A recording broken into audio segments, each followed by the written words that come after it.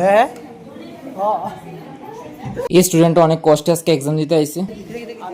Let's go. তো guys back to my other blog. তো guys সকাল মাঝে 9:30 তো আজকে 10টার থেকে আমার এক্সাম আছে, তো যার কারণে আজকে মঙ্গলবার আজকে যেতেছি কলেজে। তো আমার লগে এক্সাম আইবো, হ্যাঁ লগে যাবো। তো তো কইছে তো এটা একটা ক্লাস টেস্ট, তো কইতে পারি না এটা ইন্টারনাল অ্যাড হইব কি না, বাট এক্সামের কথা যেহেতু কইছে তো এটা দিতেই লাগবে। আর এক্সামে প্রেজেন্ট থাকলেও বহুত লাভ আছে। তো এমনি আজকে কোনো এক্সট্রা ক্লাস নাই, শুধু মেজরের ক্লাস আছে 11:30 পর্যন্ত, তো এইটা করে আয় পড়ো। তো আছে 10টা থেকে এক্সাম, তো দেখো সব স্টুডেন্ট আয় পড়ছে, বাট এই স্টুডেন্টটা তো অ্যাবসেন্ট ছিল আজকেই প্রথম, আর এর উপর হেয়ার হাত ভেঙে গেছে গা, তবুও এক্সাম দিতে আইছে। আরও ক্লাস টেস্ট, এত ডেডিকেশন।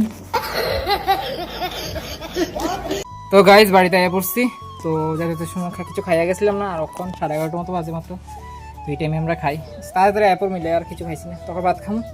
তো আজকে এক্সামটা 15 মার্কসের রয়েছে টোটাল, তো ভালোই হয়েছে মোটামুটি। তো আমি যা ভাবছিলাম এই মার্কসটা ইন্টারনালে অ্যাড হইব। তো যাওয়ার সময় তো স্নান করে গেছি, তখন খাওয়া দাওয়া করে ঘুমামু।